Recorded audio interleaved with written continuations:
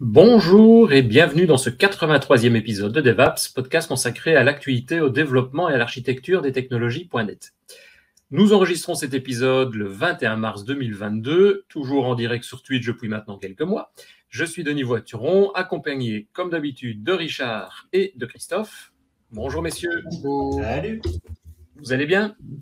Oui. Ouais, très bien. Toujours. Moi, j'ai juste envie de commettre un meurtre. Mon client, là, ça fait 2 mois et demi qu'il doit me filer des trucs, là. Ouais. Et puis ce matin, tiens, et il faut livrer pour après-demain. D'accord. Ben écoute, si tu dois faire un appel, on est en live, tu peux dire Non. ce que tu veux. Si vous connaissez un meurtrier. Si vous connaissez tel client, voilà, envoyez-nous un message. On est aujourd'hui dans un épisode un peu spécial. Donc, je l'ai dit, on est sur Twitch. Donc, n'hésitez pas à appuyer sur la petite cloche si vous voulez recevoir les notifications les prochaines fois pour être en live avec nous. On enregistre aujourd'hui cet épisode qui est un peu spécial, je le disais, puisque c'est en fait la suite de l'épisode précédent. On est donc le 83e, c'est donc la suite du 82e, qui a été publié le 9 mars, donc il y a vraiment quelques jours d'ici. Et la suite, c'est évidemment avec la même personne que la dernière fois, c'est-à-dire avec Alexis Cogna. Salut Alexis. Bonjour monsieur. Ça va bien? Hello, ça va et vous? Ça va. Ravi d'être là à nouveau. Eh ben oui, parce que on avait, pour ceux qui ont suivi le dernier épisode, et si vous ne l'avez pas fait, je vous conseille d'aller le suivre. On avait commencé avec toi à regarder un peu comment faire pour développer des applications dans Teams, comment tout ça fonctionne. Et quand on est arrivé à la fin de notre petite heure, on va dire, habituelle, on s'est rendu compte qu'on n'avait pas fait tout. Mais là, franchement... Ouais. Vas-y, j'entendais du bruit. Ah, c'était pas moi, je sais pas, c'était chez qui. C'est moi alors, excusez-moi. C'est moi qui fous le truc. C'est toi qui fous le truc. Déjà que tu parles de tes clients, si en plus de ça, ça ne va pas. Hein. On va couper ton micro. Ouais. Donc voilà, je ne vais pas aller plus loin dans les introductions puisqu'on avait présenté qui tu étais la dernière fois. Si ça intéresse plus en détail les personnes qui nous écoutent, il suffit encore une fois d'aller retrouver cet épisode. Si vous voulez voir l'introduction sur Teams, même chose, retournez voir cet épisode 82 d'il y a quelques jours. Et donc, on va continuer la suite de notre discussion et d'avancer un peu plus loin avec toi, Alexis. C'est comment faire pour continuer à développer et à créer notre application. On en parlait en off, qui est une application web. Donc, tu vas nous rappeler la mémoire là-dessus, mais aller un peu plus loin dans le détail. On te redonne la parole et comme d'habitude, on va te couper de manière régulière pour ça me va. te poser des questions. Ça, t'as l'habitude. Il faut que ce soit interactif. Voilà. Pas de souci. Vas-y. Tu as besoin de ton slide? Ouais, je veux bien, s'il te plaît. Le voilà. Donc voilà. Donc en fait, lors de l'épisode précédent, on avait parlé quand même de beaucoup de choses et en fait, on s'est quand même rendu compte qu'il pouvait y avoir un peu de confusion et de choses qui n'étaient pas claires. Donc avant de redémarrer cet épisode sur lequel on va se pencher plus particulièrement sur l'authentification, qui est un vrai sujet et je pense que on est tous développeurs et en tant que développeur, l'authentification, c'est toujours un sujet qui peut paraître un peu compliqué entre les autorisations, les authentifications, les identity providers. Enfin, il y a plein de termes un peu barbares quand on n'est pas dans le sujet en particulier. Donc, je voulais revenir là-dessus et faire un petit focus sur ce sujet-là.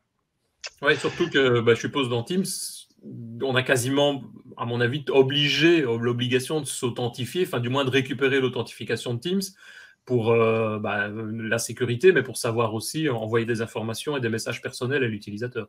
Ouais, pas forcément. Vous verrez un petit peu, on rentrera et j'ai fait justement dans les démos que j'ai voulu préparer, faire une petite exception sur l'univers Microsoft, on va dire, pour vous montrer aussi ce qu'on peut faire. Mais avant de rentrer dans le détail de l'authentification, il y a un point sur lequel je voulais revenir et qui me semble important, c'est l'architecture ou en tout cas la physionomie d'une application Teams.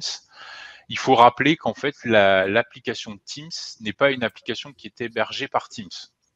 C'est-à-dire que tous les composants que vous allez ajouter à votre application, qui sont autour du cercle bleu ici, ne sont ni plus ni moins que des raccourcis on va dire ça comme ça, ou des URL, des pointeurs vers des URL que vous hébergez, qui sont soit des pages web, parce que Teams va permettre, va en fait donner un conteneur dans lequel on va afficher notre propre interface, ou des API, pour que les données qui sont renvoyées par ces API soient en fait normalisées, pour que Teams les comprenne et qui affiche lui-même les interfaces. Alors, si on prend l'exemple, si on reparcourt les modalités et les capacités d'une application Teams, par exemple, une Personal Apps ou un Tabs, ce qu'on avait fait la dernière fois, on en avait parlé, en fait, c'est un iframe vers une URL que vous hébergez. Donc là, on est sur de l'affichage pur d'une application que vous hébergez, vous, avec, qui peut être, donc c'est de l'HTML, du web, quoi. Donc ça peut être n'importe quel langage qui permet de faire du web, du .NET, du React, de l'Angular, du Vue, enfin ce qu'on veut. Et même sur mobile, c'est le même principe, c'est aussi une iframe qui va afficher l'application sur mobile. C'est exactement ça. Et le point de mobile, c'est aussi intéressant de le souligner, c'est que on va être contraint aussi sur les fonctionnalités qu'on va vouloir mettre en place de la plateforme sur laquelle on est hébergé, parce que comme Teams est disponible sur toutes les plateformes, les applications que vous allez mettre dans Teams ont une contrainte aussi sur les plateformes que vous allez être. On va là parler de l'authentification. Par exemple, dans l'authentification, il y a certains providers qui vont utiliser des cookies, mais sur mobile, c'est pas la même chose que sur desktop, etc., etc. Donc, il faut bien prendre ça en compte. Par exemple, les meeting extensions, en fait, c'est ni plus ni moins que des tabs qui sont dans un contexte de meeting. Et donc, en fait, quand vous allez afficher votre interface, en effet, c'est une iframe, mais c'est comme si vous affichiez votre site dans un navigateur un peu particulier qui est en fait Teams. Et dans un navigateur standard, elle va vous apporter des API pour accéder à la caméra, pour accéder au micro, pour faire un certain nombre de choses. Là, c'est pareil, mais en plus, vous allez avoir une API pour utiliser Teams et avoir le contexte de Teams. Voilà. Et juste pour prendre un autre exemple qui est un peu différent d'une iframe, c'est par exemple les message extensions. C'est les petites fonctionnalités que vous allez pouvoir retrouver en bas de la barre des chats, que ce soit dans un chat, que ce soit dans un channel, etc. Vous avez plein de petites icônes pour ajouter des fonctionnalités supplémentaires. Et une app peut ajouter une fonctionnalité supplémentaire dans votre chat pour, par exemple, envoyer des messages particuliers, etc. Et ça, Teams va envoyer en fait une requête REST à votre API et elle attend en retour un message préformaté qui va lui permettre d'afficher les résultats sous sa propre UI. Donc ça, c'est vraiment ces deux modalités-là. Et on le soulignait en off tout à l'heure avec Denis, si vraiment vous dites non, moi je veux pas héberger mon application parce que j'ai d'autres contraintes, il n'y a pas vraiment de solution si ce n'est de la mettre dans SharePoint, mais c'est encore autre chose, c'est encore un autre environnement. Et en fait, la partie SharePoint, elle permet d'héberger sa solution dans l'environnement Microsoft 365, mais c'est aussi un langage, un environnement particulier. Je pense que pour SharePoint, c'est plus des applications qui existaient auparavant sur SharePoint qu'on va pouvoir amener dans Teams et elles vont pouvoir bénéficier de cet environnement-là aussi. J'espère que pour l'instant, en fait, tout ça, c'est clair. Ok. Ouais. Il faut donc être responsable de son hébergement, quoi. Je vais dire que la grande majorité des applications Teams sont en fait des applications qui sont hébergées à l'extérieur de Teams, mais qui ont donc une app qu'on a créée sous forme de manifeste qui contient tous les raccourcis vers notre environnement. Ouais, c'est ça. Voilà. Donc sur la partie authentification, pour rentrer un peu dans le sujet, la plupart des fonctionnalités d'une application Teams supportent l'authentification. Et c'est pareil, en fonction de la façon dont on va interagir avec l'application, on va devoir se mettre une contrainte sur la façon dont on va gérer l'authentification. Donc vous comprendrez bien que par exemple une Personal App ou un Tab, comme c'est ni plus ni moins qu'une iframe, on est assez souple sur la façon dont on va gérer l'authentification, parce qu'en fait c'est une page web. Mais si on veut par exemple authentifier l'utilisateur qui va interagir avec un bot, là, on va devoir rentrer dans la doc Teams qui dit pour authentifier un utilisateur, il faut utiliser tel type d'interaction et c'est comme ça qu'on récupère le token, etc., etc. Là, c'est vraiment très spécifique. Juste pour faire, par exemple, un exemple sur le bot, en fait, on va utiliser des cartes spécifiques qui vont en fait générer un workflow qui va dire je clique sur ce bouton-là, ça génère une pop-up, je mets mon login, etc., etc. Donc ça, c'est géré directement dans le code.NET. Là, pour pas rentrer dans des choses trop compliquées, j'ai fait un focus unique sur les tabs et vous montrer un peu comment ça marche. Alors, si je reprends, je vais aller dans le code. Vous me dites si vous voyez correctement. Là, c'est bon, c'est lisible. Nickel. Ouais. Donc, en fait, je reprends. Vous vous rappelez que la dernière fois, on avait créé un manifest.json qui est donc l'app DevApps que j'avais créé, qui contient des informations sur le développeur, etc. Si vous avez déjà développé des applications mobiles ou des choses comme ça, c'est un peu similaire. Et on va retrouver ici les données un peu plus techniques, avec notamment les raccourcis vers notre page web. Alors ici, l'application est hébergée sur mon poste et j'utilise l'outil ngrok que vous connaissez peut-être, qui est un outil très pratique pour les développeurs et qui est très utilisé par les gens qui font du développement sur Teams, parce que ça permet de générer un tunnel en fait entre l'extérieur, donc Internet, et votre machine. Et en fait, vous dites à ngrok, héberge-moi ou en tout cas expose-moi cette URL ou ce port-là à l'extérieur. Et ngrok va vous permettre de vous donner des URL. Alors moi, j'ai pu customiser l'URL ici parce que j'ai un compte payant. Quand vous avez un compte gratuit, il va générer une URL qui est valable 7 heures, je crois, et vous pouvez l'utiliser. Et après, en fait, le seul problème d'avoir un compte gratuit et de cette URL automatique, c'est que si vous fermez la fenêtre, quand vous le relancez, il vous régénère une nouvelle page et toute la configuration que vous avez faite parfois dans Azure, etc., vous devez tout refaire. Ouais. Donc bon, quand on l'utilise tous les jours, ça vaut le coup de payer un abonnement professionnel et vous pouvez customiser les URL et avoir des sessions qui sont statiques, on va dire. Donc là, ici, j'ai fait ça. Et j'ai pas forcément renseigné d'informations particulières sur l'authentification. Il faut savoir que pour un tab, il y a 3 méthodes d'authentification. Toutes ces méthodes sont basées sur le principe de OAuth. Donc en fait, on va demander à Teams, via son SDK JavaScript, de générer en fait le workflow pour s'authentifier. Pourquoi on ne peut pas le faire directement dans l'interface Teams? C'est qu'on l'a dit tout à l'heure, en fait, et vous devez probablement le savoir si vous avez déjà fait l'expérience d'Uniframe, c'est que en OAuth, on va demander à un provider d'identité externe de vérifier que le compte sur lequel on veut se connecter est bien valide. Donc c'est par exemple Microsoft Azure AD, ça peut être Google, ça peut être Facebook, ça peut être Twitter, ça peut être GitHub, ça peut être, il y en a plein en fait sur le marché qui permettent de faire ça. Et généralement, ces interfaces pour s'authentifier, elles ne supportent pas les iframes. Donc en fait, ce que Teams va faire, c'est qu'il va générer une pop-up externe à l'iframe pour pouvoir s'authentifier. Et une fois le résultat reçu, il va le renvoyer à Teams. Et donc, c'est ce qu'on va faire dans un premier temps ici. Donc là, j'ai mon application ici. Pour faire simple, comme je suis en train de bosser en React en ce moment, je l'ai fait en React. Mais juste pour vous montrer un petit peu, donc ici, j'ai créé en fait des routes, on va dire ça comme ça, qui sont dans des composants différents. C'est par simplicité pour que ce soit un petit peu plus clair, mais on pourrait très bien refactorer et mettre tout ça sur la même chose. Mais ici, ce que j'ai, donc j'ai ma home avec mon JavaScript qui est ici, enfin mon JSX.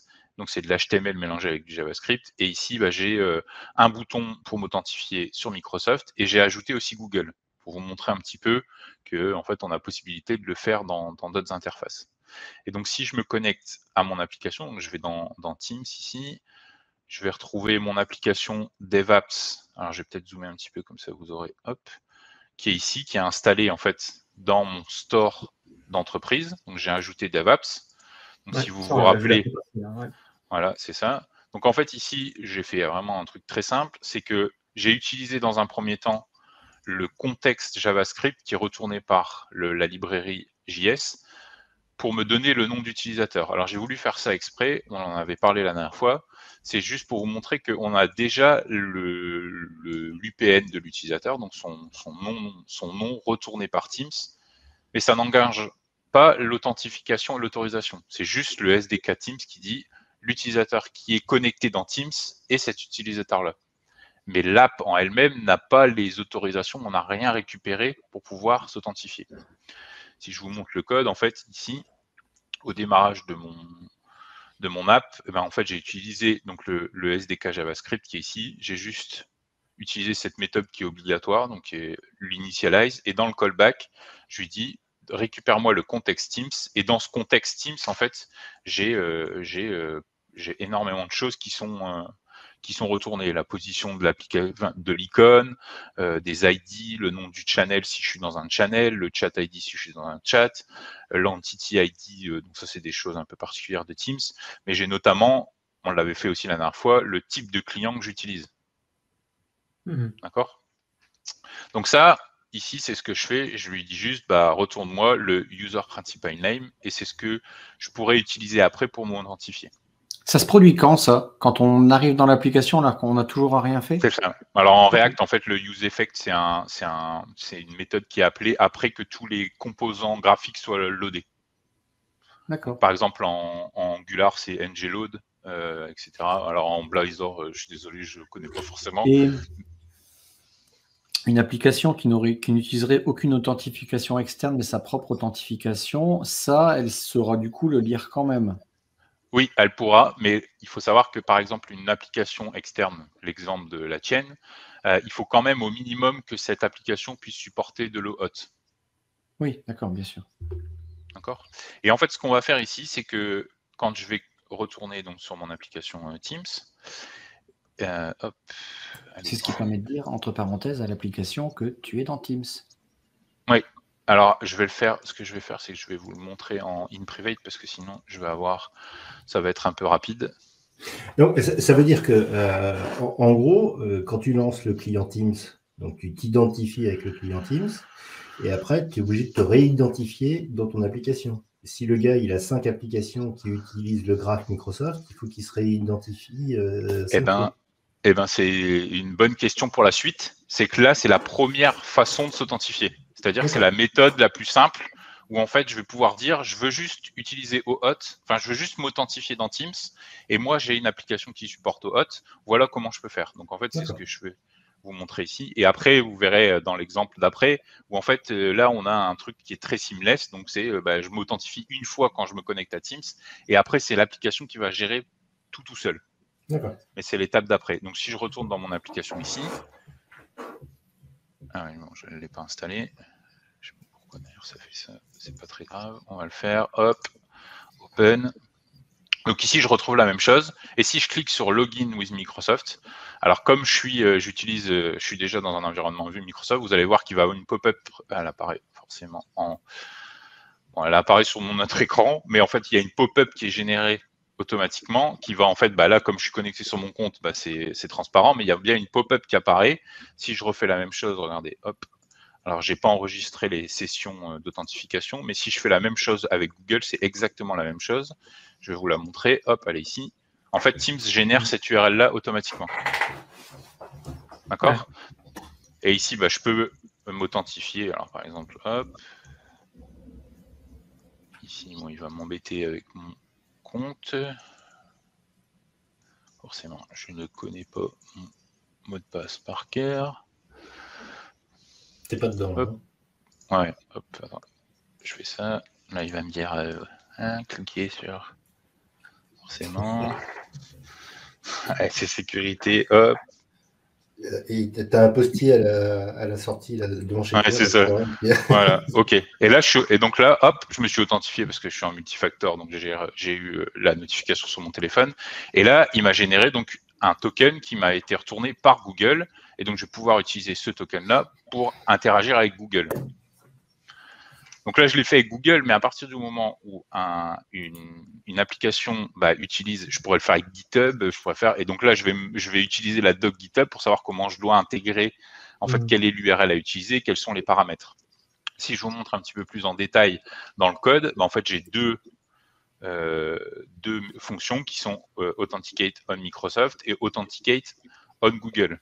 Et j'utilise à chaque fois cette méthode du SDK JavaScript de Teams pour dire génère-moi une pop-up d'authentification avec cette URL-là. Alors, il faut savoir, ça c'est un truc qu'on trouve dans la doc, c'est que pour des questions de sécurité, il faut que l'URL qu'on va ouvrir soit dans un premier temps une URL qu'on héberge nous. On ne peut pas le renvoyer directement à Google parce qu'en fait, il y a des sécurités sur les navigateurs qui bloquent tout ça. Donc, en fait, on ouvre cette fenêtre-là. Et moi, cette fenêtre-là, en fait, après, je vous montrerai le code, mais elle fait une redirection vers l'authentification Google. Et donc, sur les paramètres, je peux lui dire, voilà, je veux une taille de autant, je veux une hauteur de autant. Et ça, c'est les fonctions de callback qui disent, quand l'authentification a réussi, renvoie-moi les informations que j'ai besoin, et notamment le token. Si je vais, par exemple... Vas-y, dis-moi. Oui, il n'y a pas besoin. Je sais que j'avais, moi, fait ça, mais dans d'autres cas, pas avec Teams. Et que pour s'authentifier, que ce soit sur Google ou même Microsoft, on devait aller dans Azure, enregistrer l'URL avec laquelle on allait appeler et l'URL de retour du callback. Ouais. Et donc, il y a une rubrique dans l'Active Directory. Je vous la montre après. On doit faire ça également. Ouais, je vous la montre. Okay. Et donc ici, je vais prendre Microsoft parce que c'est celle qu'on utilise le plus, en particulier. Et donc ici, ce que je fais, c'est que dans l'authentification, quand je navigue vers mon authentification Microsoft, là, il y a des paramètres qui sont utilisés, notamment le state, pour savoir que c'est des... Donc ça, c'est vraiment, quand vous avez déjà fait de l'OAuth, vous savez ce que c'est. C'est un petit paramètre qu'on ajoute dans l'URL pour vérifier que en retour, c'est bien la bonne réponse. C'est un paramètre de sécurité. Ici, j'utilise le local storage pour avoir des infos. Je réutilise mon authentification Teams pour avoir le contexte. Ici, je le fais parce qu'en fait, j'ai besoin d'avoir pour l'environnement Microsoft, notamment mon tenant ID, qui est l'environnement, en fait, l'identifiant de mon environnement Microsoft. Et aussi, par défaut, et c'est pour ça que quand j'utilise l'authentification Microsoft, il y a juste une pop-up et ça referme. C'est parce que je lui dis, par défaut, utilise ce nom d'utilisateur-là. Et c'est ce que je fais ici. Donc, en fait, dans les paramètres, le client ID, comme tu l'as dit, Denis, ça, c'est un truc qui vient d'Azure AD. Ici, c'est des paramètres qui viennent de la doc Teams. Et je lui dis, par défaut, je veux le scope user.read et OpenID. Donc, ça, c'est des scopes pour le graphe. Le redirect URI, qui est mon URL /end, le state, et ça, c'est des paramètres, en fait, spécifiques à l'authentification. Et ici, j'ai bien utilisé le contexte qui m'est retourné par Teams pour juste rajouter mon URL, en fait, pour dire, voilà, je veux m'authentifier directement. En fait, ça pré-remplit la case username par défaut avec l'utilisateur sur lequel je suis connecté sur Teams. Et ce qui fait que c'est en fait un peu transparent parce qu'il y a juste la pop-up qui s'affiche et ça se ferme. Si j'enlevais ça, il me mettrait un prompt. D'ailleurs, je peux le faire pour vous montrer. Si j'enlève ça, hop, et je retourne dans mon application qui est ici. Hop, alors je vais faire ça pour être sûr que c'est rafraîchi. Et normalement, si je fais ça, hop, mon URL elle est ici. Ah non, il l'a fait automatiquement. Bon, c'est pas très grave. Mais ici, je retrouve le token. Et en fait, ce token, il m'est renvoyé par Azure AD. Donc, il va utiliser cette requête-là. Ici, je fais un Windows Location Assign en remplaçant par en fait l'URL de Microsoft avec l'Identity Provider Microsoft. Et une fois qu'il m'a retourné cette URL, par le paramètre, en fait, il va me renvoyer la réponse grâce à ce paramètre ici. Et en fait, j'ai la même chose ici. Et ici, en fait, je lui dis, ah ok, retourne-moi les informations. Et je vais utiliser encore une fois le SDK Teams pour dire, notifie si c'est ok ou si c'est fail. Ouais. Et une fois que j'aurai fait ça, je retourne en fait ici et il m'appelle mon callback ici et je suis authentifié. Et en fait, le principe, il est exactement le même pour Google. Si je retourne ici dans Google, hop, success callback, failure callback, et dans mon composant Google, j'ai exactement la même chose avec des paramètres qui sont un peu différents forcément, qui sont propres à Google, avec un scope spécifique, une redirect URI spécifique, et quand c'est OK, il retourne dans Google End et je fais exactement la même chose. C'est-à-dire que je dis c'est fail ou c'est OK. J'ai une question bête. Dans une application pareille qui n'aurait pas l'authentification encore Microsoft ou Google ou ce que tu veux, comment je vais retrouver mon utilisateur une fois qu'il est connecté? De toute façon, l'authentification va me retourner le OK, et ça, j'en suis sûr à 100% que c'est OK, il s'est bien authentifié. Et moi, je veux savoir que c'est mon utilisateur à moi, et je ne connaissais pas son adresse de l'Office 365. Il faut quand même. Après, t'es pas obligé parce que par exemple dans Google, j'ai pas spécifié à aucun moment mon compte que j'allais devoir utiliser. C'est quand je me suis authentifié qui m'a dit c'est Alexis. Et en fait, la plupart du temps, dans les tokens qui sont retournés par les identity providers, les Google, etc., tu as ce qu'on appelle des claims. En fait, les claims, c'est des petites propriétés qui sont encodées dans les tokens. Et en fait, généralement, tu as le nom d'utilisateur, tu as l'email, tu as Faudrait tout que ça. je connaisse le tenant. Pas forcément. Après, ça dépend. En fait, ça dépend comment ton application va gérer son authentification. C'est vraiment. On peut l'adapter après, justement. Ouais, ou tu pourrais rajouter une table dans ta propre base de données pour dire tel utilisateur, enfin tel ou même tel claims qui a été récupéré me permet d'accéder à telle fonctionnalité de mon application, quoi, pour lui donner des droits ou des choses comme ça. Et puis généralement, je me permets de faire le parallèle parce que vous l'avez peut-être probablement déjà fait. Des fois, il y a des applications web qui vont te dire, bah, tu peux créer un compte, mais tu peux aussi te connecter avec Facebook ou Google ou machin.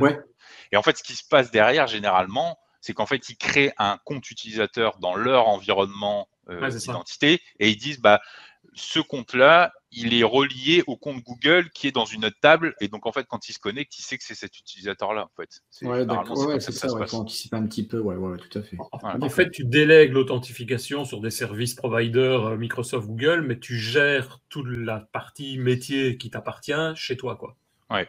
Le gros avantage, c'est que tu n'as pas à stocker de password, tu n'as pas à gérer le renouvellement des passwords, etc. Ou des activations vraiment de compte, l'identité provider qui le fait. Et ça, toi, il te retourne juste l'information pour dire l'utilisateur qui voulait s'authentifier, c'est bien lui et il a tel droit, tel droit, tel droit. Et en fonction de ça, c'est toi qui adaptes ton application pour dire bah, je veux faire ci, je veux faire ça, etc. C'est vrai qu'en entreprise, c'est important aussi parce que le fait de le sous-traiter, entre guillemets, de déléguer ça, par exemple, à Microsoft, s'il y a le moindre problème avec un employé ou l'employé s'en va ou n'importe, il faut lui couper les droits. En gros, tu lui désactives son compte dans l'Active Directory et ton application à toi, même, elle va être aussi... il ne pourra plus y accéder. Oui. Si on regarde un peu plus dans le détail, vous avez déjà probablement fait cette manip. Par exemple, si je vais sur jwt.ms, c'est ça que j'allais demander. C'est un JWT qui est généré. Donc là, par exemple, pour le graphe, il m'a généré, il m'a dit c'est bien DevApps OAuth. Je vous montrerai un peu les spécificités avec tel scope. Et bon, j'ai des informations ici, on parlait de scope, l'UPN, etc. Donc là, je pourrais dire, ce compte-là, il n'existe pas, ou il n'y a pas de lien spécifique, je vais soit créer un compte, soit faire, etc. Et donc, si je vais dans Azure AD, donc ici, j'ai la partie App Registration, et j'ai créé une app qui s'appelle DevApps OAuth, je vais vous zoomer un peu. Et ici, en fait, je lui ai dit dans les propriétés, notamment, je lui ai dit que c'était une application web et que l'URL de redirect, c'est celle-là. Ça, en fait, on est obligé de le faire parce que si c'est pas déclaré, quand vous allez vous authentifier, Azure AD va dire je suis désolé, l'URL que moi j'ai et celle que toi tu as envoyée, c'est pas les mêmes, donc je n'autorise pas à le faire. Il y a tout un processus de déclaration. Et si tu n'as pas payé les $60 à ngrok, tu as l'air d'un con, quoi, à chaque fois. Ouais, c'est un peu, c'est mieux de l'avoir. Et après, ici, dans API Permission, vous connaissez sûrement ça. Ici, j'ai déclaré que cette application-là, je veux juste faire un user.read. Donc voilà. Donc ça, c'est la première partie. C'est une première façon de s'authentifier. La seconde, je passe brièvement dessus parce que je pense qu'elle va être dépréciée rapidement et elle va être remplacée par la troisième méthode. C'est qu'on peut utiliser le SDK Azure AD pour avoir une espèce d'authentification silencieuse. Donc en fait, c'est un peu le même principe que ce qu'on a fait là, sauf qu'il n'y a pas de pop-up qui apparaît, c'est silencieux. Donc en fait, derrière, c'est Teams qui va s'occuper en mode silencieux de le faire. Et ça ne fonctionne qu'avec Azure AD. C'est un des modes spécifiques Mais cette méthode-là utilise l'ancienne version d'Azure AD. Aujourd'hui, dans Azure AD, il y a deux versions. Il y a le V1 et le V2. Microsoft pousse forcément à utiliser le V2 et le V1 il va être déprécié à la fin de l'année, je crois que c'est décembre 2022, ce qu'on appelait avant ADAL, donc Azure Active Directory Authentication Library. Donc ça c'est l'ancienne version et la nouvelle c'est MSAL, Microsoft, alors je ne me souviens plus de l'acronyme, et c'est MSAL et il y a toutes les versions en .NET, etc. Et c'est plus cette version-là qu'il faut utiliser. Donc voilà, donc ça c'est la première partie et donc juste pour donner une synthèse de la première et de la deuxième, si vous voulez utiliser des environnements d'authentification qui sont autres que Microsoft, vous devez utiliser cette méthode-là. La troisième méthode, elle va permettre d'utiliser le SSO. Donc en fait, c'est vraiment un SSO transparent. Donc je vais devoir m'authentifier la première fois quand je vais utiliser dans Teams et quand je vais me connecter dans l'application, sans aucune action de l'utilisateur, il va m'authentifier sur Azure AD. Et ça ne fonctionne forcément que sur Azure AD, ça ne marche pas sur Google, etc. Donc pour vous montrer un peu comment ça fonctionne, la différence ici, c'est que dans mon application, j'ai mis du code en commentaire, qui est au tout début ici, donc dans le Use Effect, j'ai mis ce code en commentaire, je vais le décommenter. Et ce qui fait, c'est pareil, c'est que sur le même principe que tout à l'heure, j'ai créé un objet qui contient en fait 2 callbacks, success callback et failure callback, et j'utilise une autre méthode du SDK JavaScript qui est dans le même namespace, on va dire, qui est getAuthToken. Et cette méthode-là va en fait faire une authentification silencieuse directement avec Teams. Alors, pour rentrer un peu plus dans le détail, la différence, ça se passe notamment sur la configuration. Donc, j'ai créé une autre app qui s'appelle SSO. Cette app, donc là, tout ça, c'est documenté. Hein. C'est pas la première fois qu'on l'utilise, c'est un peu compliqué, mais une fois qu'on l'a fait, ça se passe plutôt bien. On a ici, dans la déclaration d'une application Azure AD, la possibilité de créer une API. Alors, en fait, c'est une URL qu'on va exposer qui contient un format un peu particulier qui est déclaré dans la doc qui dit, voilà, c'est mon nom d'app ici, avec en fait, ça, c'est l'app ID de l'application. Et j'ai déclaré un scope qui s'appelle Access as a User. Et en fait, ça va me permettre de faire un processus d'authentification qu'on appelle on behalf of. Donc, en gros, c'est Teams qui va générer un token que je vais pouvoir utiliser après pour interroger, par exemple, une API qui va, elle, en fait, agir en mon nom. Alors, ça paraît un peu flou comme ça, mais je vais vous montrer dans le détail. Donc, tout ça, c'est quelque chose qui est renseigné dans la doc. Vous suivez, c'est bien renseigné. Vous faites exactement la même chose, des copier-coller, etc. La petite subtilité, c'est que je parlais tout à l'heure de 2 endpoints, notamment dans la partie manifeste ici. On a toute la configuration en format JSON. Et ici, il faut être sûr que ce access token accepted version, il soit bien en version 2. Sinon, ça ne fonctionne pas. Il faut le savoir, au début, on cherche. Et quand on a passé ça, ça se passe beaucoup mieux. Donc en fait, j'ai juste fait ça. Là où j'ai configuré et j'ai ajouté une chose aussi particulière, c'est dans le manifeste de l'application Teams. Je vous l'ai montré tout à l'heure, on le retrouve ici. J'ai mes informations de tab et tout en bas, j'ai rajouté une section qui s'appelle Web Application Info, qui en fait, ici l'ID, ça correspond à l'ID de mon application que je vous ai montré juste avant. Et le ressource, en fait, c'est ce que je vous ai montré dans Expose an API. C'est exactement la même URL. Donc, ce que j'ai ici, en fait, c'est ce qui est ici. C'est exactement la même chose. Donc ça, c'est pareil, c'est renseigné dans la doc, il faut le faire. Et puis une fois qu'on a fait ça, on republie l'application forcément sur le store Teams. Et quand je vais lancer cette application-là, en fait, Teams va faire son processus automatiquement et il va me retourner normalement le token. Donc si je me connecte sur l'application, je peux le faire ici. Donc, je vais faire comme tout à l'heure. Hop, je vais me connecter ici et normalement, il devrait me renvoyer. Si je ne l'ai pas, est-ce que j'ai bien enregistré ma modif? Non. Hop, si je retourne ici, normalement, il devrait me renvoyer le token automatiquement. Voilà. Donc en fait, là, j'ai rien fait. J'ai juste navigué sur l'application et automatiquement, il m'a renvoyé un token qui est généré par Teams. Donc Teams va faire son processing et il va me retourner un token. Alors la différence par rapport à tout à l'heure, c'est que le token qu'on récupère ici, ce n'est qu'un token d'authentification. Donc il ne contient pas les autorisations nécessaires. En gros, je ne peux rien faire avec. Pour faire simple, je peux juste le renvoyer à une API qui va, elle, le transformer pour qu'on puisse interagir avec Graph.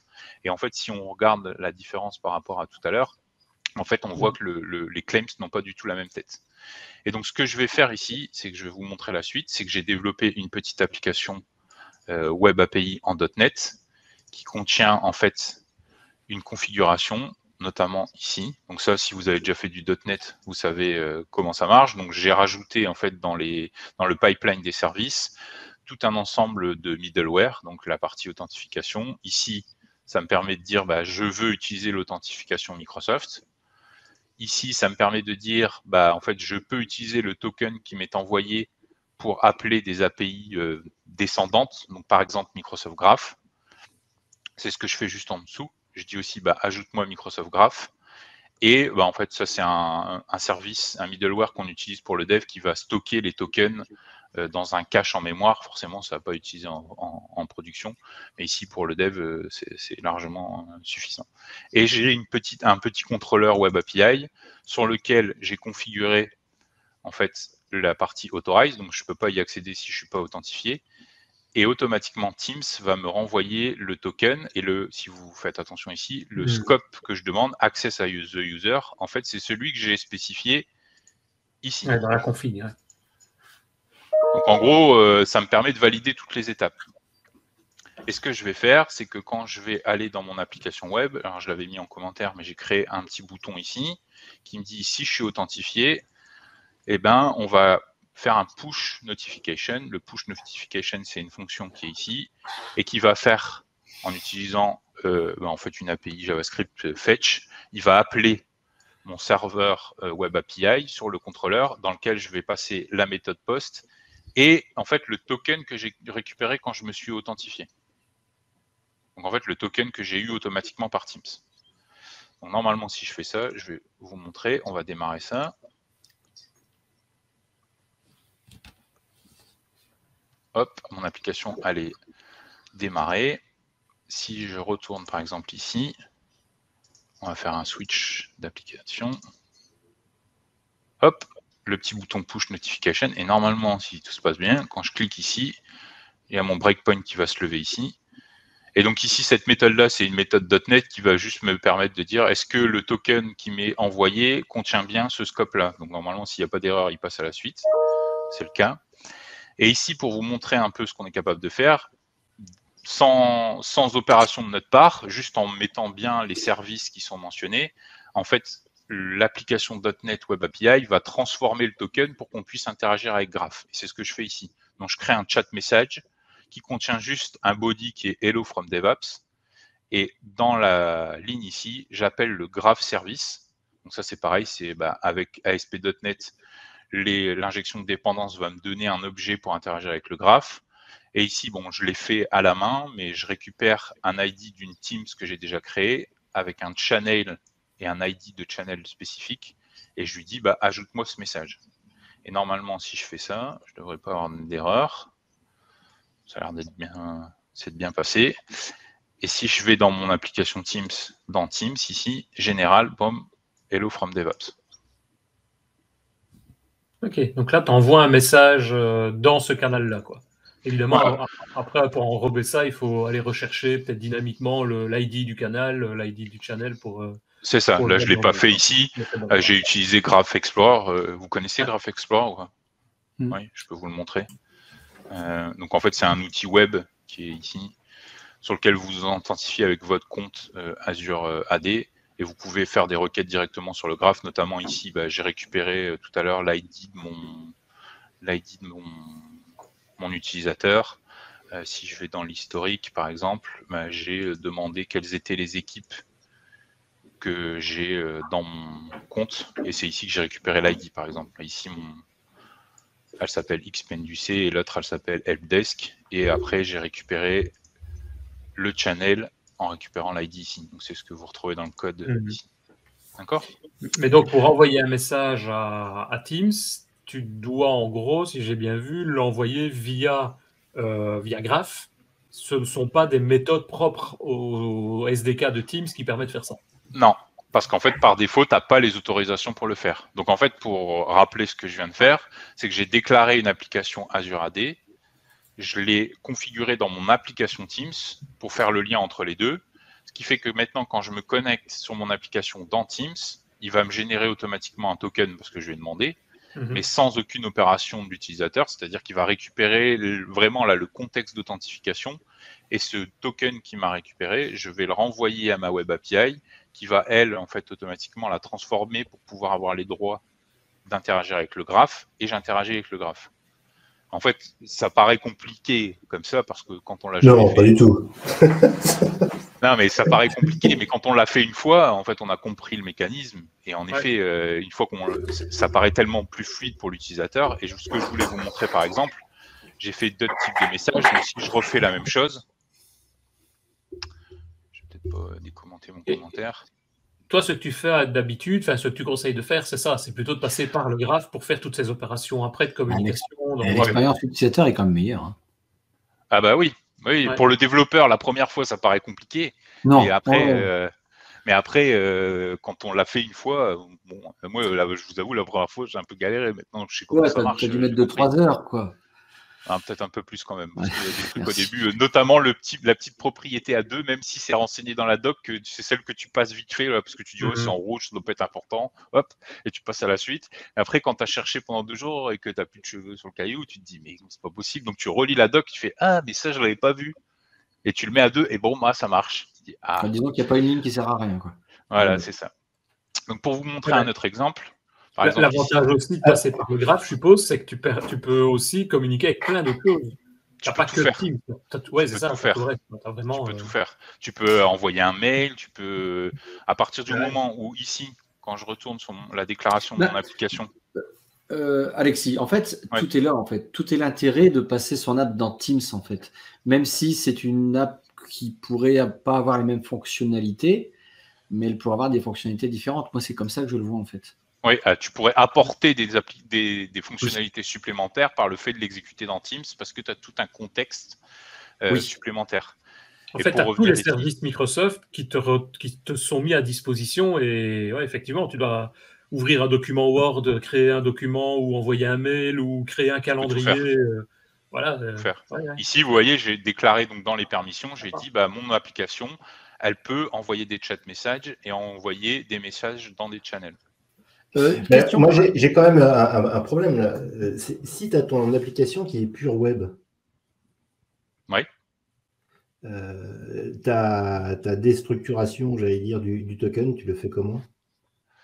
En SSO, tu es obligé de faire appel à une API tiers. Quand tu dis une application full web, tu parles d'une SPA pure sans back-end derrière.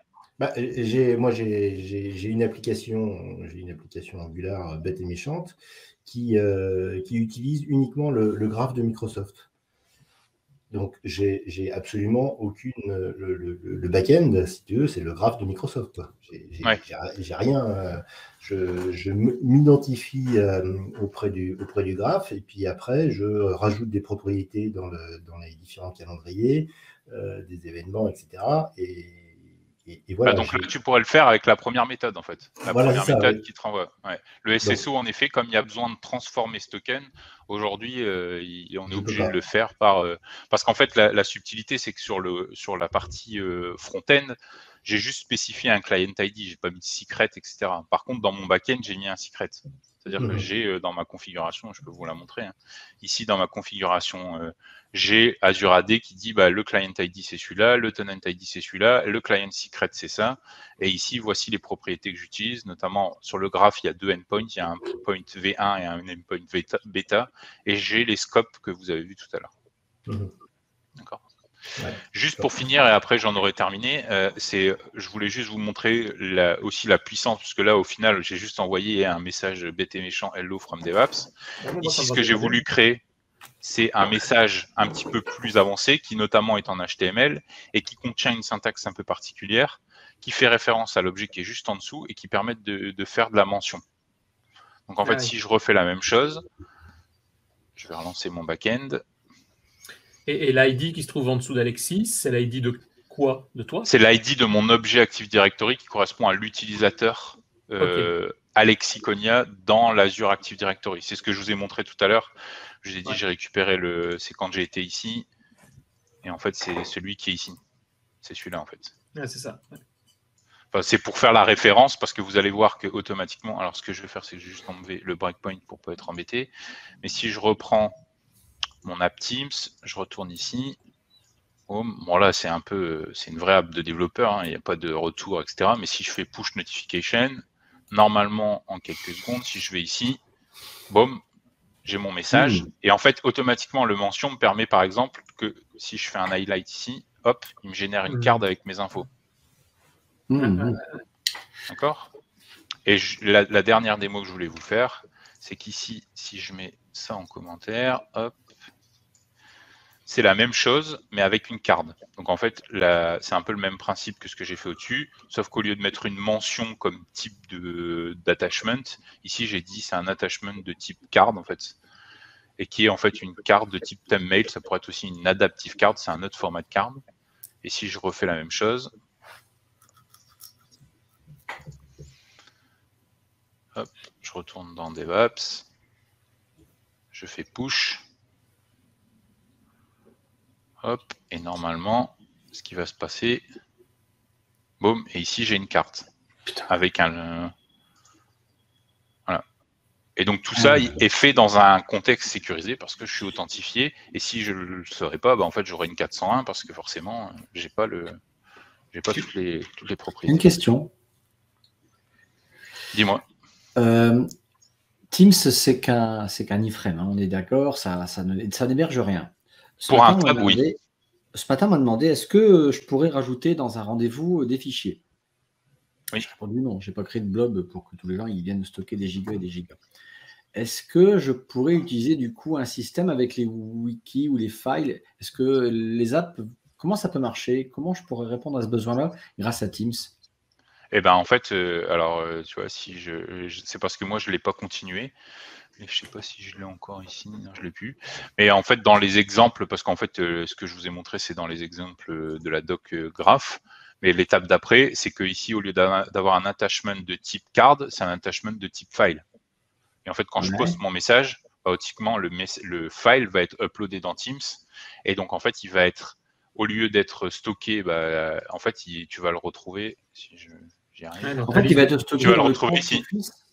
Tu vas le retrouver ici. Donc, et en fait, ici, de l'entreprise. Oui, en fait, dans SharePoint, parce que derrière, les fichiers des channels sont dans SharePoint. Ouais. Et c'est pareil, à partir du moment où tu es dans Graph, si tu as les autorisations pour le faire, bah, tu peux très bien uploader le fichier dans OneDrive autre que dans SharePoint. Tu peux le mettre dans le OneDrive de l'utilisateur, tu fais ce que tu veux, en fait. Tu es là la semaine prochaine? Non, Donc j'espère que cette fois-ci, ça a été pour moi, je pense, un petit peu plus clair. Mais voilà un peu sur la partie authentification, tout ce qu'on peut faire. Je t'avouerai que le premier épisode était plus clair. Bah là, c'est peut-être parce que c'était un petit peu plus compliqué. Mais oui, en tout cas, vous voyez un peu toutes les fonctionnalités disponibles, en sachant que le SSO, c'est vraiment c'est la méthode la plus avancée, mais qui, pour moi, présente une expérience pour l'utilisateur qui est quand même la plus simple, même si pour les développeurs, c'est le plus compliqué. C'est ça. Oui, je pense que c'est une étape probablement qu'il faut faire, d'aller un peu plus loin, de passer du temps, comme tu te dis, à faire cet aspect d'authentification. Mais, tiens, je m'entends derrière, c'est bizarre. Mais ce qui permet après de récupérer, ce sont toutes les informations qui se trouvent derrière le graphe, donc toutes les informations de Microsoft, quoi. Ouais, comme il y en a énormément.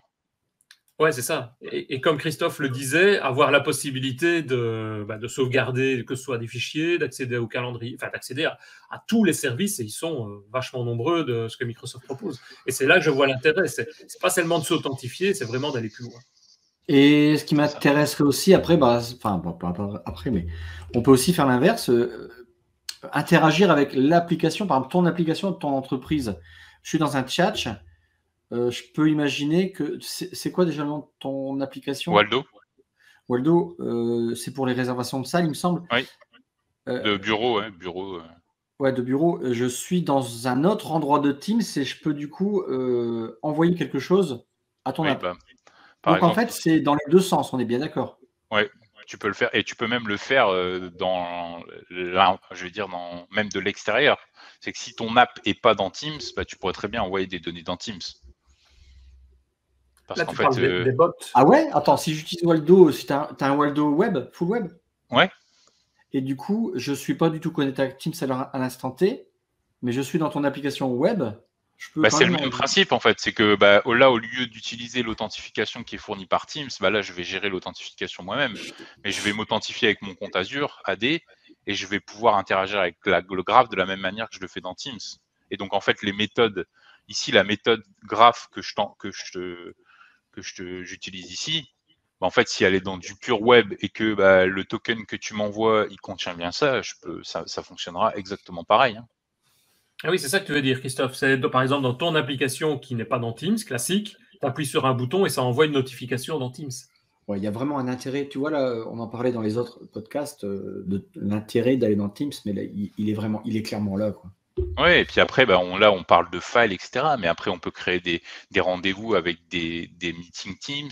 Et dans les meetings Teams, on peut interagir. On peut aller vraiment très, très loin Parce que dans beaucoup d'apps existantes, on peut pas. Enfin, c'est difficile de tout mettre une application web dans Teams parce qu'on va être limité par les tabs, en fait. Oui, l'expérience peut. Elle n'est pas la même, mais je pense qu'une application dans Teams va être complémentaire à ton application web. Oui, elle le peut. On le voit dans une complémentarité, mais vraiment, quoi. L'expérience peut être plus ou moins la même, quoi. Pas comme un raccourci, pas comme une application light, hein, mais une sorte de complément qui a un intérêt quand même énorme. Oui, il y a plein d'interactions. Après, là, je ne l'ai pas fait, mais par exemple, dans Teams, on pourrait aussi très bien, on a ce qu'on appelle les activity feeds. En fait, l'activity feed, c'est ce qui est ici. Et en fait, on pourrait très bien, par exemple, là, c'est le cas. En fait, c'est l'application qui a envoyé une notification. Alors là, c'est à travers un bot. Mais on peut le faire aussi de façon en appel API, de dire, ici, je veux rajouter une activité. Et quand on appelle le graphe, en fait, ça génère un message ici directement. Et quand on clique sur ce message-là, en fait, directement, ça peut soit renvoyer vers le bot, mais ça peut aussi, à travers un mécanisme de deep link, renvoyer directement dans ton application sur un endroit particulier, un tab particulier, une section particulière, etc. Bon, je t'envoie un meeting, on va bouffer ensemble la semaine prochaine. Pas de souci, avec plaisir. Tu vas devoir développer ton application. Hein. Ouais, non, mais voilà, en tout cas, à travers l'authentification, et puis moi, avec Waldo, on a fait l'expérience d'aller jusqu'à la publication de l'app sur le store à travers le process de validation Microsoft. Et c'est quand même un des prérequis qui devient de plus en plus important d'avoir le SSO. Donc c'est. Alors après, il y a des applications qui sont dans Teams qui n'ont pas d'intérêt parce qu'elles interagissent pas avec le graphe. Mais à partir du moment où vous êtes dans un environnement Microsoft, c'est quand même très recommandé d'utiliser le SSO. C'est ça l'intérêt, ouais, c'est ça. C'est vraiment tous les outils, j'en reviens encore là-dessus, mais tous les outils, moi je trouve qu'ils sont intéressants. L'authentification n'est qu'une étape pour pouvoir justement te donner accès à beaucoup de choses derrière. Oui, absolument. Mais après, ici, je ne l'ai pas, mais quand vous faites ici, où vous allez, là, il y a une partie, mais tout ça, en fait, c'est accessible. Donc les contacts, le mail, OneNote, OneDrive, To-Do, tout en fait, tout, SharePoint. On peut accéder à absolument tout. Windows Update. C'est parce que il y a les devices d'une entreprise peuvent se retrouver directement dans. Voilà. Ok, moi ça me paraît bien. Je ne sais pas si avez-vous d'autres questions, Christophe, Richard? Non, pas spécialement. Moi, je suis un petit peu déçu pour l'histoire du SSO qui ne peut pas se faire dans mon application web 100%. Quoi. Il va falloir changer ton application. Ouais, voilà, ouais. Après, j'ai jamais creusé dans. C'est vrai que moi, la plupart des applications que j'ai faites, elles sont dans une architecture comme ça, c'est-à-dire j'ai un front-end, un back-end, et c'est le back-end qui interagit. Et même la configuration que j'ai faite dans Azure AD, c'est pas la meilleure, c'est pas celle qui est recommandée, parce que normalement, on a une application par type d'app. Donc en fait, on a une application pour le front-end, une application pour le back-end, et en fait, on a une configuration possible dans Azure AD. Ou sur le back-end, on peut dire cette application-là, en gros, elle est associée à l'autre. Et quand on demande un token, en fait, il agrège toutes les propriétés en même temps. Ouais. Donc, en fait, les scopes, au lieu d'en déclarer à gauche et à droite, en fait, il agrège tout et c'est automatique. Ouais, je vais peut-être creuser dans ce sens-là. Ok, c'est bien. Je vois qu'on a quand même fait pas mal le tour maintenant par rapport à toutes ces questions. Je vous propose donc juste avant de partir, comme je le fais à chaque fois, de vous rappeler que tous les mercredis, venez nous rejoindre sur les meet-ups de DevApps. Je le dis à chaque fois, c'est gratuit, c'est sympa, il suffit de s'inscrire, devaps.ms/meetup. Et activez la cloche de Twitch, twitch.tv/devaps. Une fois par mois, on continue à diffuser un podcast en direct. Et je vous rappelle aussi, on l'enregistre, il sera présent sur YouTube et il sera présent évidemment en MP3, bien que parfois ça devient compliqué quand on fait évidemment des explications sur base de démos et d'écran, c'est parfois un peu plus compliqué. Et donc, là, c'est sûr que celui qui va essayer de comprendre en podcast le SSO, comment ça marche, ça va être tendu là. je lui souhaite bon courage. C'est ça. Il peut suivre le début et puis se dire, tiens, quand je serai chez moi, je vais regarder la suite sur YouTube. Absolument. Voilà. Les différents formats sont là. Après, vous faites ce que vous voulez, vous choisissez celui que vous voulez. Et si vous appréciez le podcast, venez nous soutenir sur tipeee.com/devaps. C'est déjà ce qu'on fait. Sylvain Bertu, Marc Plessitz, Frédéric Amblard, Adrien Clairbois et Mickaël Fiorito. Merci à tous. Et n'oubliez pas aussi, écrivez-nous, envoyez-nous des commentaires en bas de la page du podcast. Sur la vidéo YouTube, vous avez évidemment les commentaires YouTube aussi qui sont là pour ça. Et je vous remercie tous. Je te remercie aussi Alexis et tout Merci le monde. à vous. On se retrouve d'ici quelques semaines.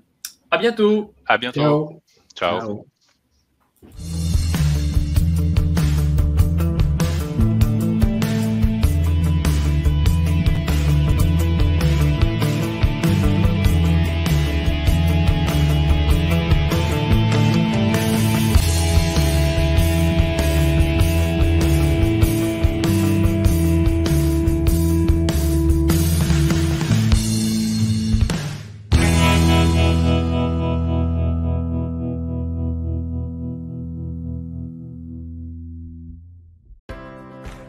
Si vous avez envie de discuter des technologies .NET avec nous, eh bien venez nous rejoindre sur notre Slack, devapspodcast.slack.com, en nous envoyant votre adresse email à slack@devaps.ms.